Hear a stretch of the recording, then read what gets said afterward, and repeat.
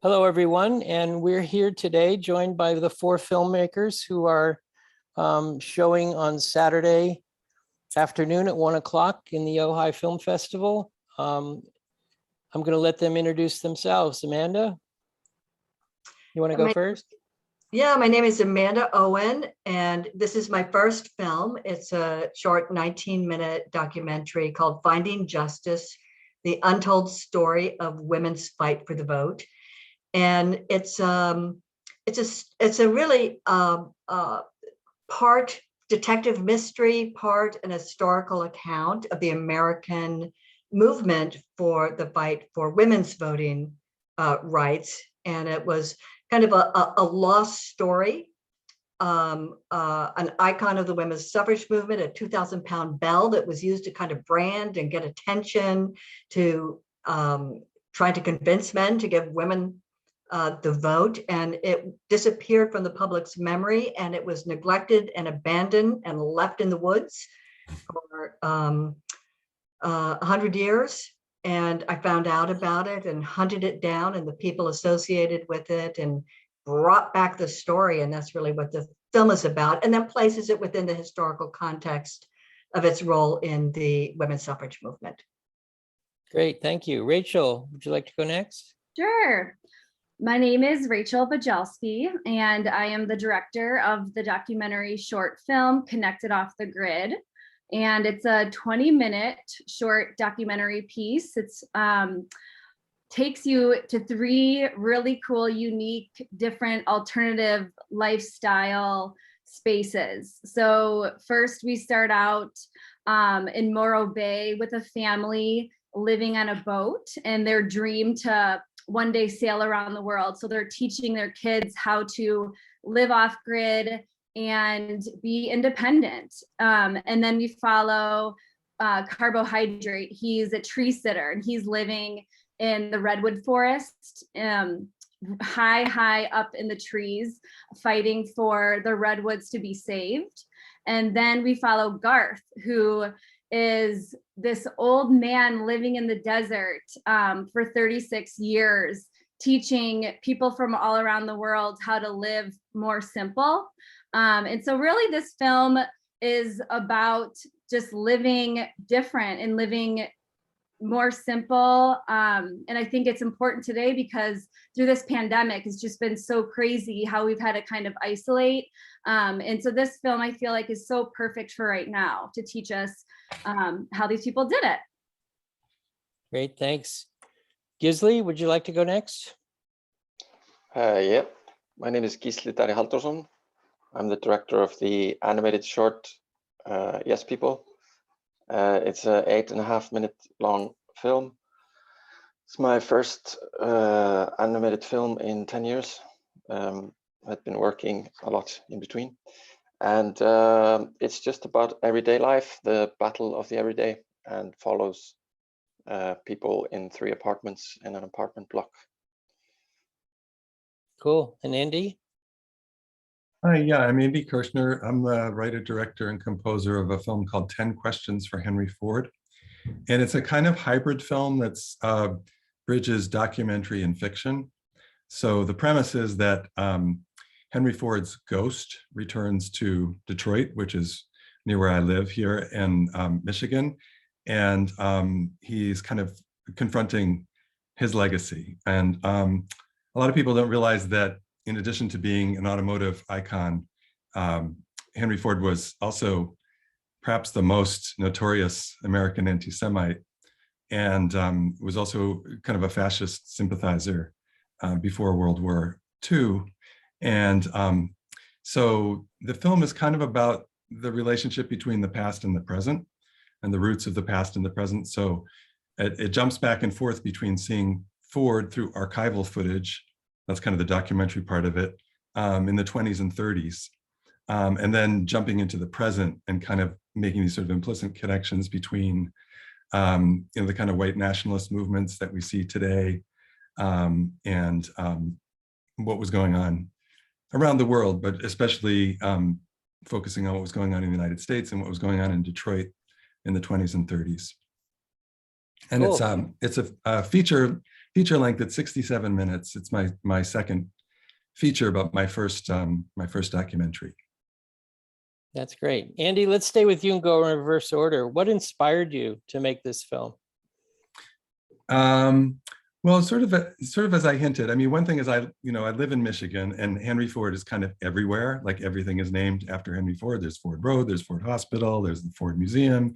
In a positive connotation, right? In a positive connotation, yeah. He's kind of a folk hero, and but I always knew that there was this sort of anti-Semitic history about Henry Ford. I didn't know exactly what it was.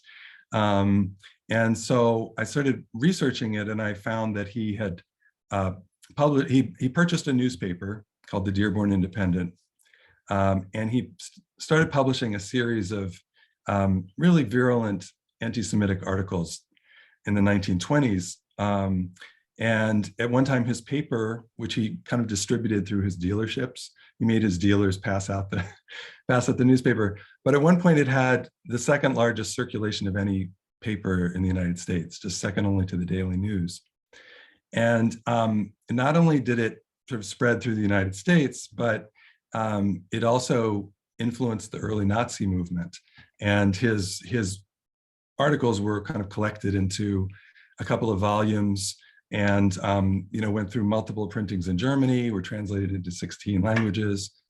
And you can still find this book. It's called The International Jew.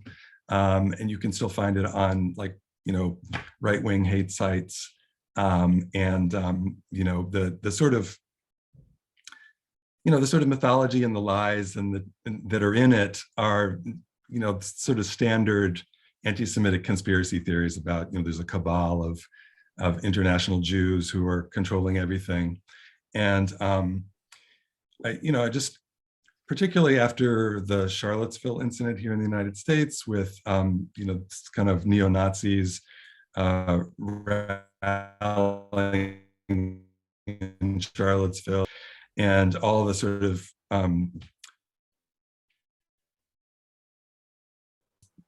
I started realizing like how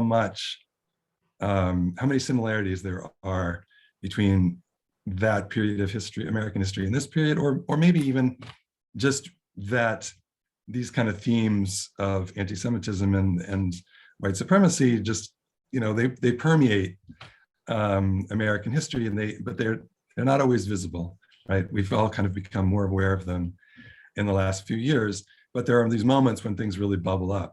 And the 20s and 30s in the United States was one of those moments. And so I wanted to, I didn't know all this history.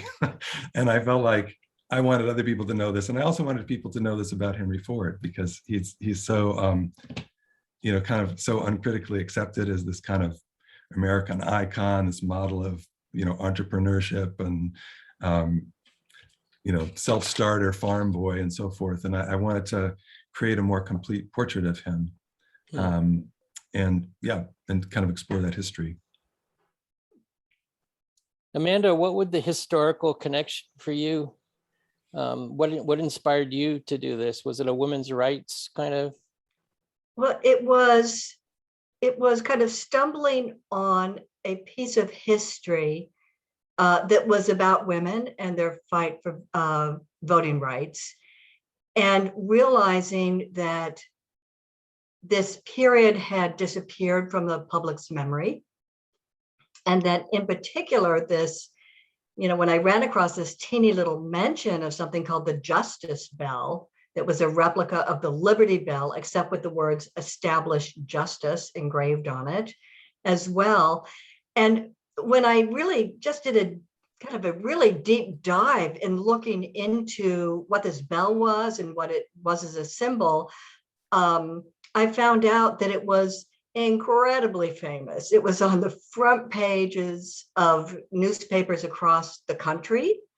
It was really a media darling and very popular. Millions of people actually saw this bell. It was kind of paid for, and the vision created of taking it on tour by some suffragists here in Pennsylvania.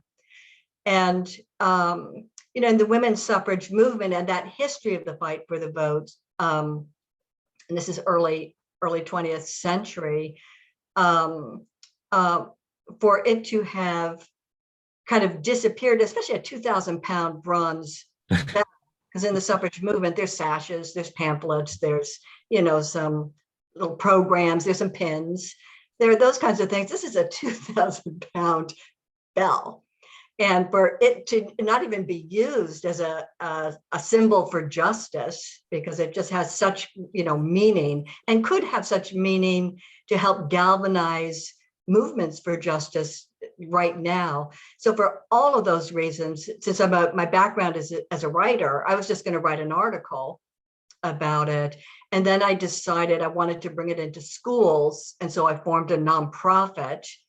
And then I thought, well, maybe I'll write a book about it. So I started working on that. And then I got funding because of my nonprofit status.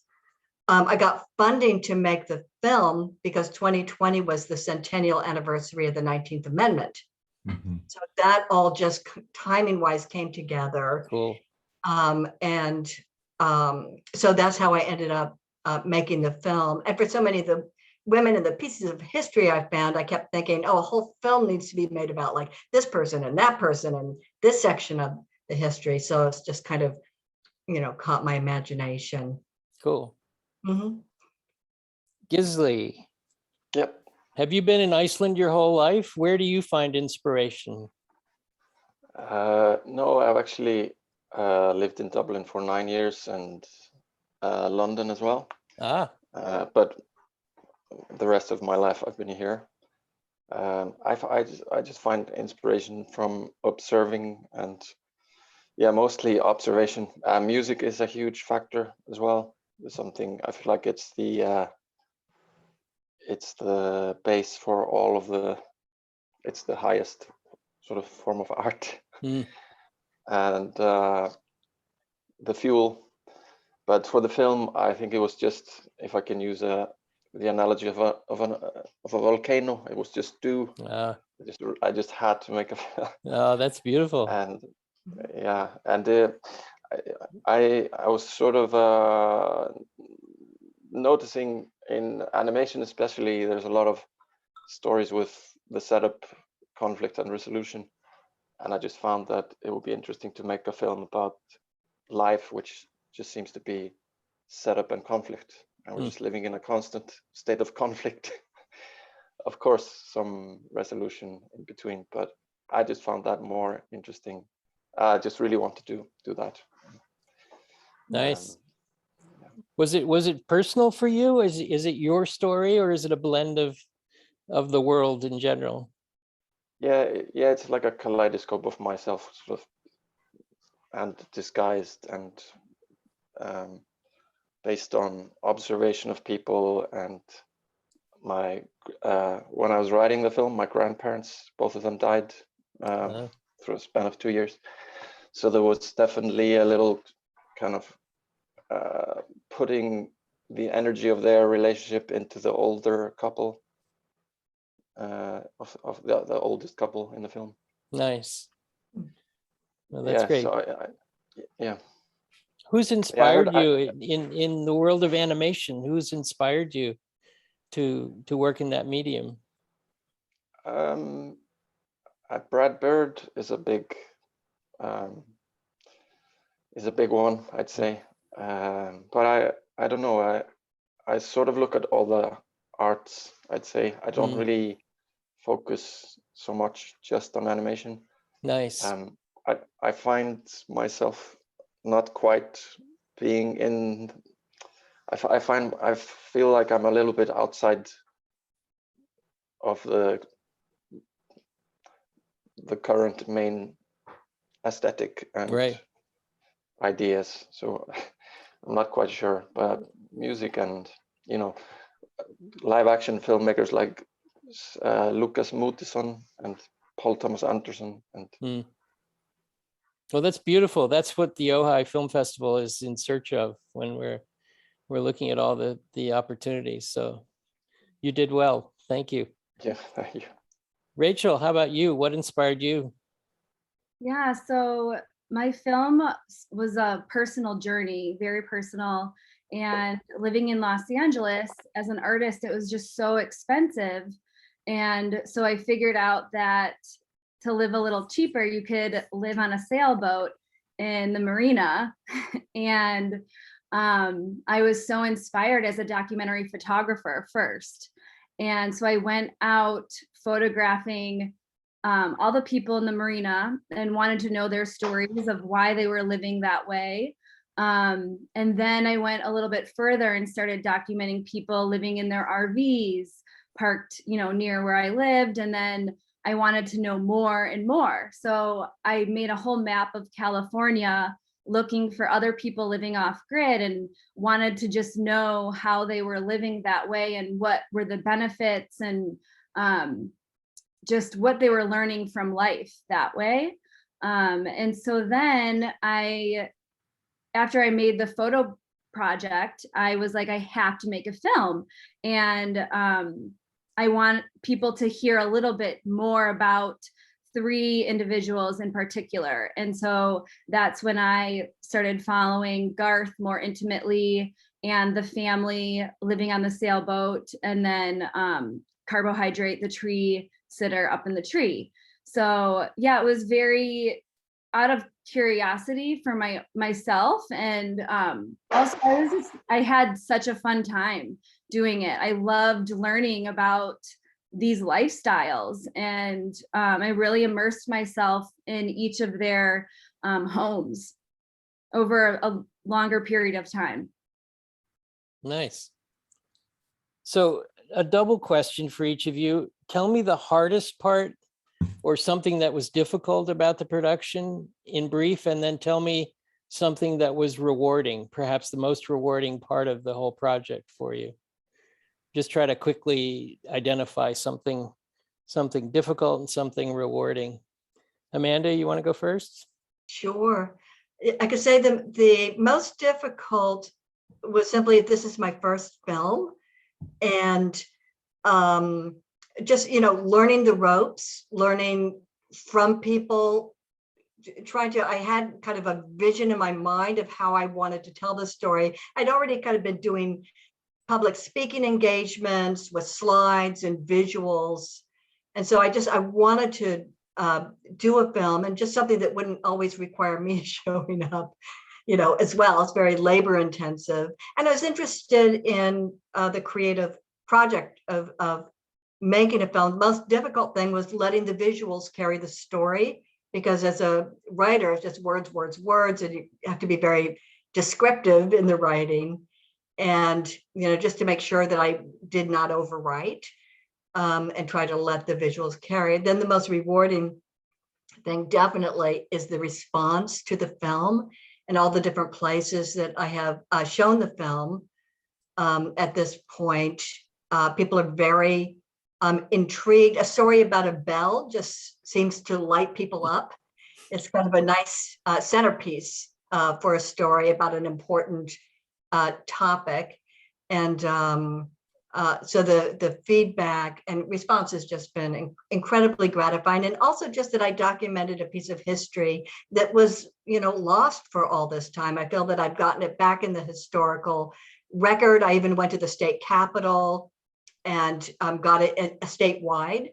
The Justice Bell documented, and its creator in the Pennsylvania historical record. So I just feel really happy about that. Oh, that's nice. Andy, do you have a quick? Yeah, I'd say my 2 things, my sort of hardest and most rewarding, are kind of related.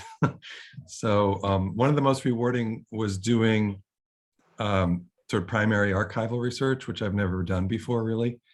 So going to the Henry Ford archives and finding all these old letters and his notebooks, and just, kind of entering this whole world and feeling like I was, really literally traveling back in time, sometimes opening documents that I'm sure nobody had opened since he died or earlier. But then the challenging thing was I had so much information, and there were so many things that interested me about Ford. It took me a really long time to figure out what was the spine of the story that was going to pull this stuff together.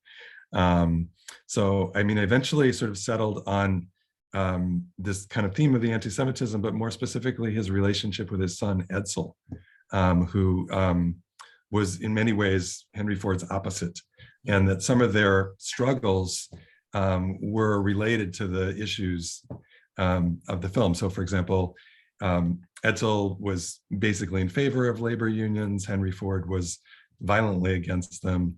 You know, Edsel was not a bigot. Henry was a bigot. Henry loved attention. Edsel didn't want to be recognized.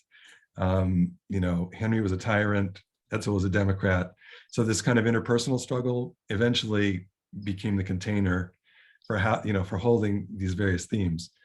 But then, you know, as is true of any creative project, like all of the stuff that you have to throw away that you really like, you know, the killing your darlings thing, you know, that was hard, like getting rid of all those things that I thought were really interesting, but, you know, just were distracting from the story. Yeah. Gisli, what would you say was harder or rewarding? Harder, it was a long-term project. I was doing a lot of freelance work in between. And the hardest thing was just maintaining this, felt like a wild horse, just trying to like maintaining focus and not stray off path and trusting your instinct and getting rid of all the doubt and, or, you know, going through that discotheque of all that, you know, insecurities and stuff, and just kind of plowing through. I guess I don't even remember, you know, I don't remember the moment when it was finished and I held it in my, like I held a USB key in my hand or anything. I don't remember that. The thing that I'm proudest of, I think, is having gone through that, but also seeing how the film has, people keep saying to me that they like it more on repeated viewing. And that's really rewarding, because I feel like with animation, you really need to justify the time you put into the Absolutely manipulating every pixel of it, you know. So yeah. Nice. How about you, Rachel?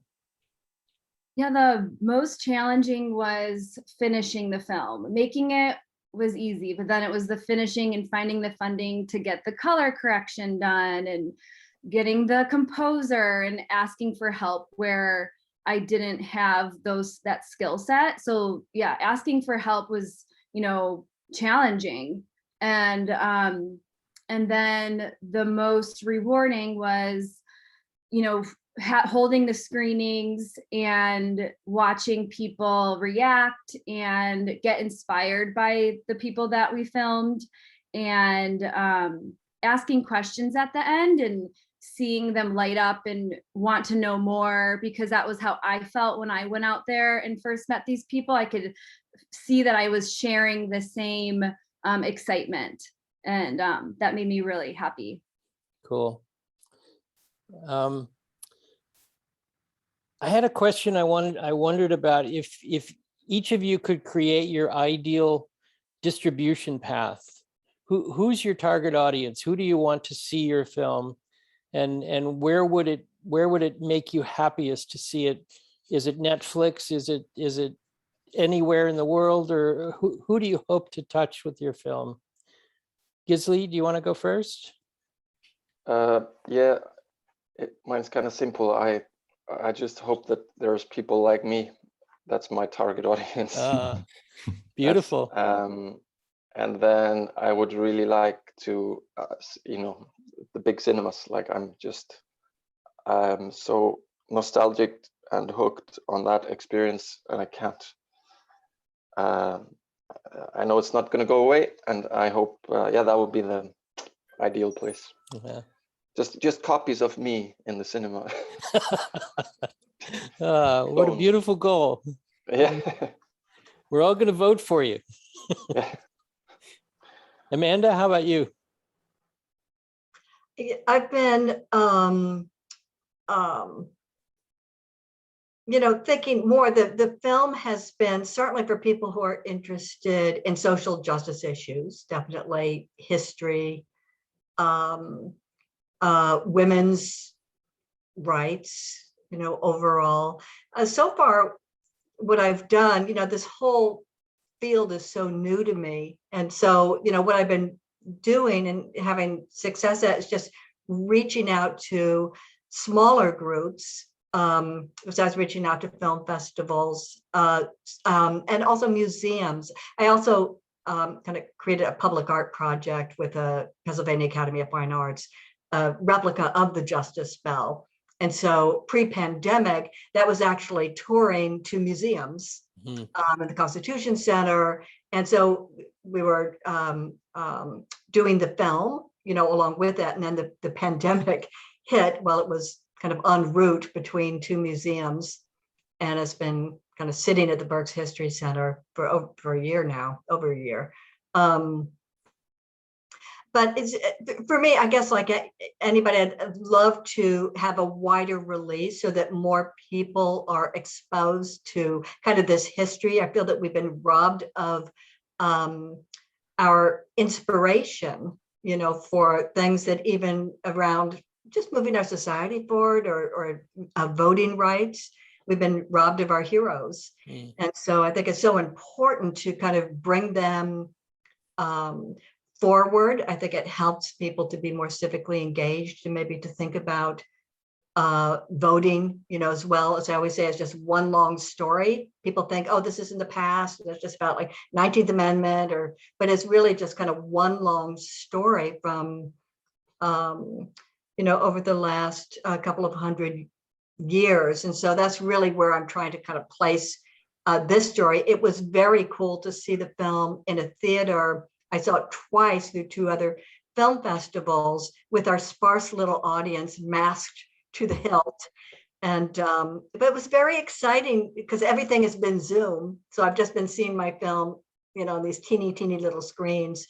And so it was very exciting to see and moving, for me after this, very long thought for project to finally see it manifest. So I think there are a lot of ways to go, and certainly Netflix or something like that would be great.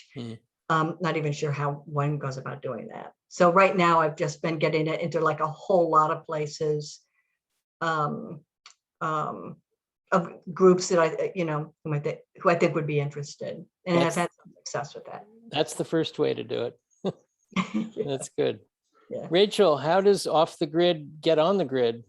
Yeah, right. Good question. I mean, of course, big dreams, Netflix would be so cool. But I really see like, what if, Patagonia could be with Patagonia or REI, Outdoor Magazine, maybe for it after the film festivals. Oops. Oh, did I cut out? Yeah, You're back though. You're back. Oh, I'm back. Okay. So I was saying Patagonia, REI, maybe Outdoor Magazine online. I think would be really cool places for it. Yeah, or Water Bear, so it can live online and people can watch it for free over and over. I think would be cool. Cool. Andy, how about you?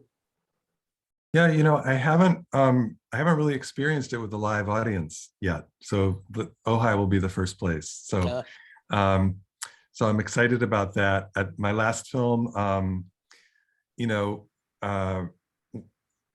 did a couple of film festivals and events, and then it went out on to the internet, and there's the anonymity of that experience I don't find very satisfying. I found now that like it's some kind of cult hit in the Philippines, but I don't, which is fun to know, but I don't have any like interaction with the audience. So I want to, do more kind of live events. I'd love to do more live events where there can be discussion of the issues.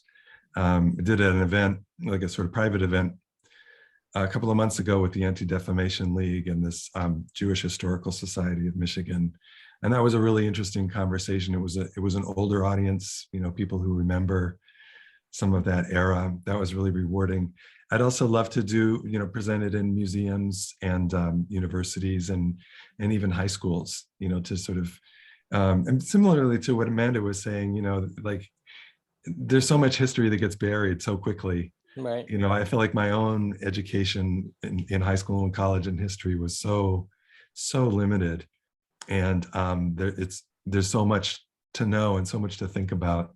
So yeah, I want to create more situations with organizations that can, you know, kind of encourage public conversation. Cool. So a couple more questions. Pretend you have a do-over and you could start over, which for me translates to what kind of advice would you give young filmmakers or young people going into film?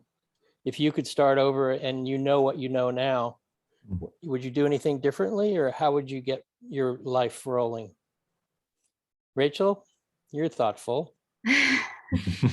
Yeah, I think really make friends with lots of other creatives, right away, just like when you're in school, like just make those connections right away at school and save them forever, because you never know what projects you're going to work on. Everyone has different talents, and being able to connect back with somebody that's an editor or a color corrector back in college is so helpful, because it's so hard to pay for that on the back end. Gisli? Yeah, Tell go your out young and self to start out again. go out and stumble. Yeah, I just look at my daughter learning how to walk, and we forget that, you know, we're always so careful in older, you know, in our 20s, not to make mistakes.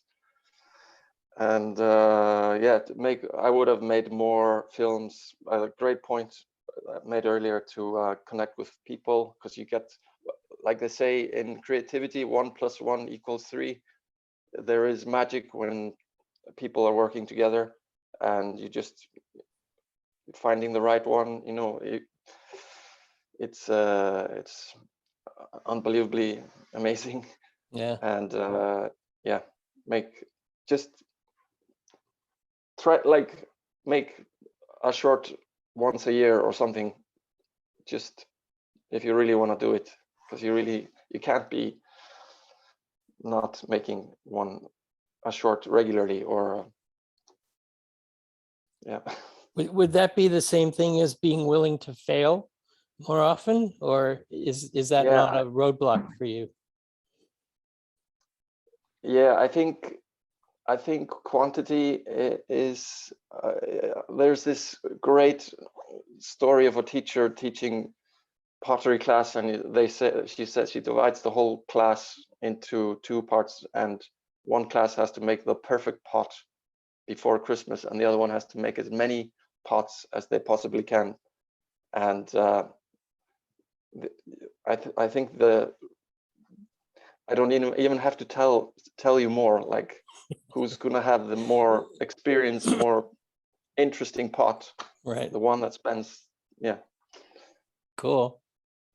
So it's Stanley Kubrick versus someone who's turning out a film a week. And But I wonder Great if Stanley point. Kubrick was doing that earlier, you know, we just didn't see his yeah.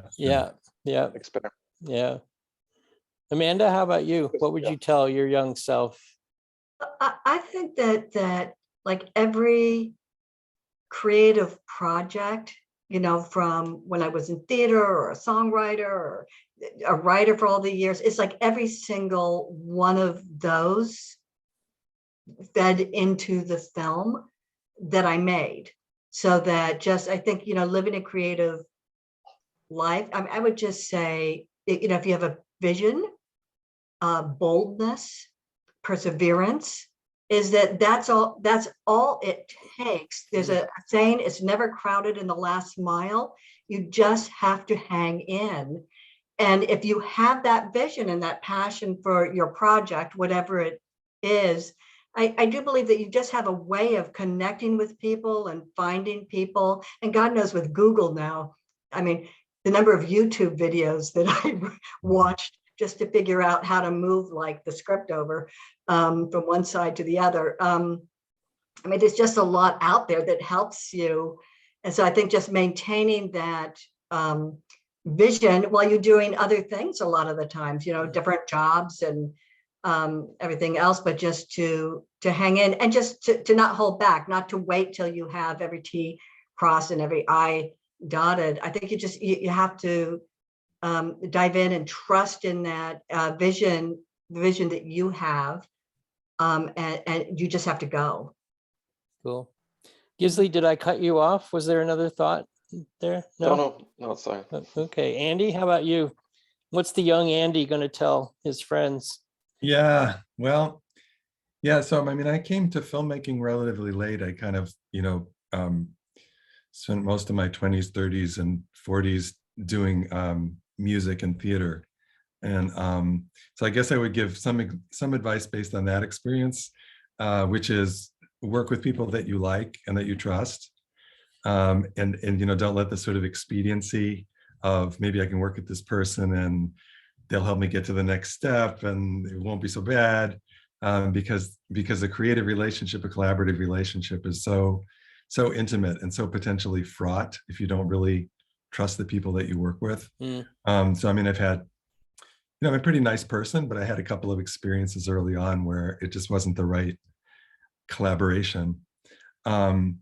I guess some practical advice I'd say, and this is sort of more based on my first film, is as compared to my second, just keep the budget as low as you can and make it simple. Like, don't try to make a Hollywood movie on a really low budget.